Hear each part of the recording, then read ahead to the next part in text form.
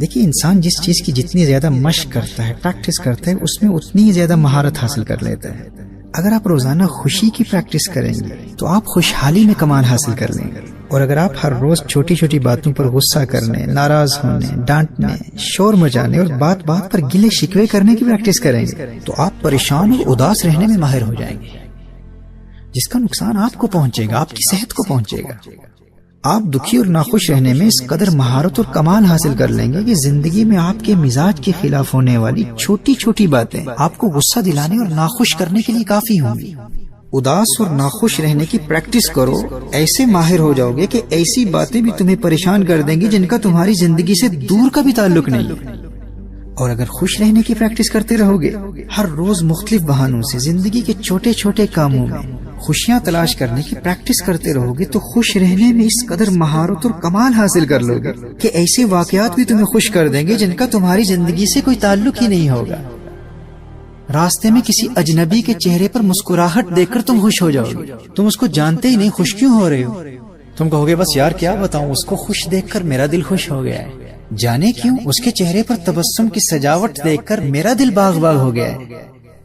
اور دوسری جانب اسی سڑک پر ایک شخص اپنی گاڑی میں بیٹھا خامخواہ غصہ کر رہا ہے، کبھی اسٹیئرنگ وہیل کو مکے مار رہا ہے، کبھی ہارن بجا رہا ہے، گالیاں دے کر شور مچا کر خود بھی پریشان ہو رہا ہے اور گاڑی میں ساتھ بیٹھے دوسرے لوگوں کو بھی پریشان کر رہا ہے۔ اور اس اداسی اور پریشانی اور ناخوشی کی وجہ کیا ہے؟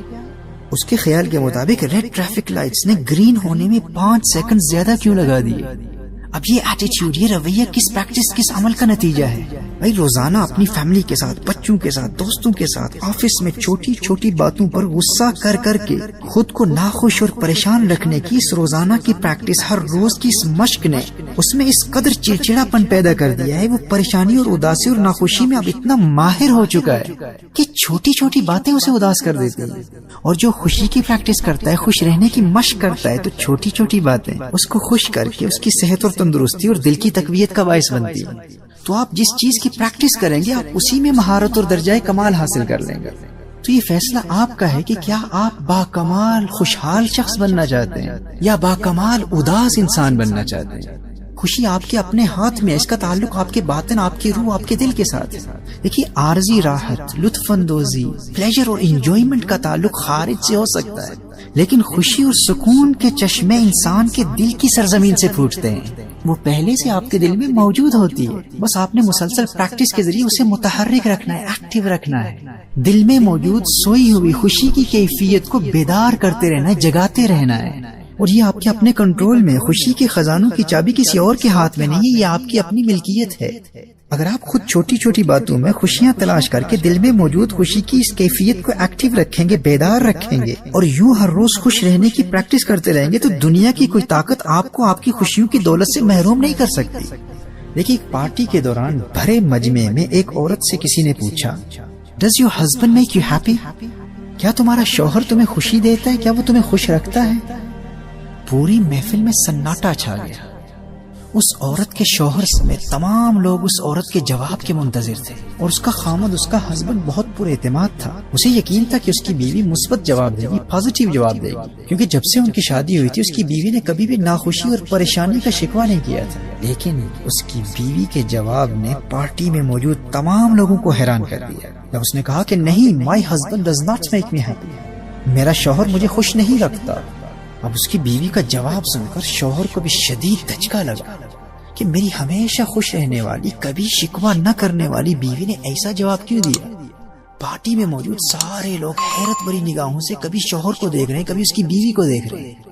بیوی نے اپنی گفتگو کا سلسلہ جاری رکھا۔ اس نے کہا کہ میرے خاوند نے مجھے کبھی خوشی نہیں دی، اور مجھے خوش کرنا اس کی ذمہ داری ہے ہی نہیں، اور نہ ہی یہ اس کے لیے ممکن ہے۔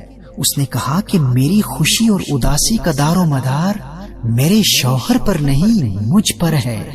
میری خوشی کا تعلق میری ذات سے ہے۔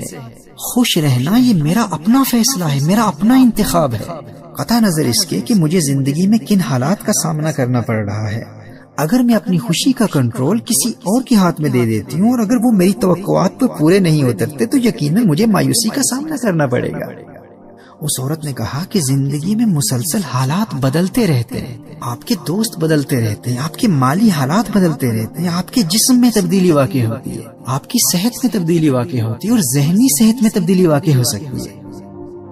آپ کے آفیسرز بدلتے رہتے ہیں، آپ کا باس بدلتا رہتا ہے، دنیا بھر میں ہمیشہ تبدیلیاں واقع ہوتی رہتی ہیں۔ لیکن یاد رکھنا، میری خوشی کا تعلق خارجی حالات سے نہیں ہے۔ خوش رہنے کا فیصلہ میں نے خود کیا ہے کہ میں نے ہمیشہ اور ہر حال میں خوش رہنا ہے، کیونکہ قدرت نے میری خوشیوں کے خزانوں کی چابی میرے ہاتھ میں دے رکھی ہے۔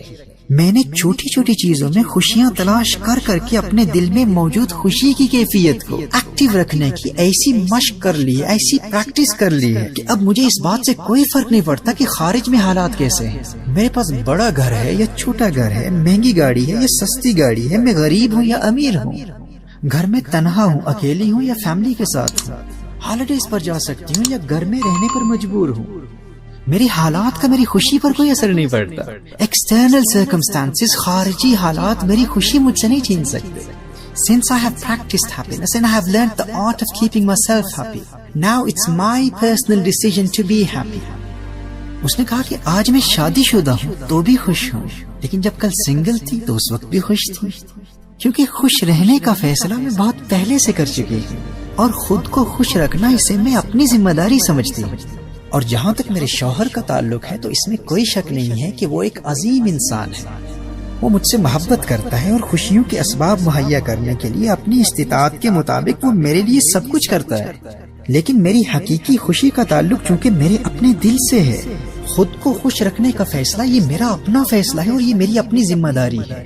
یہ بوجھ نہ میں اپنے شوہر پر ڈالنا چاہتی ہوں اور نہ ہی دنیا کے کسی اور انسان پر ڈالنا چاہتی ہوں۔ میرے بھائی اور میری بہنوں، اس سے ہمیں یہ سبق ملتا ہے کہ خوش رہنا یہ ہمارا اپنا فیصلہ ہے۔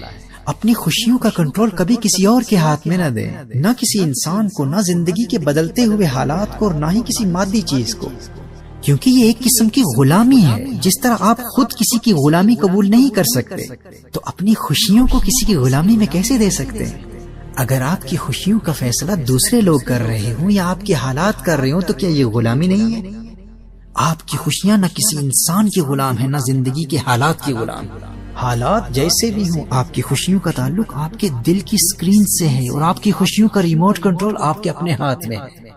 اسے سنبھال کے رکھیے گا، یہ کبھی کسی اور کو نہ دیجیے گا، اور خوش رہنے کی پریکٹس کرتے رہیے گا۔ جتنی پریکٹس کریں گے اتنی ہی مہارت حاصل ہوگی۔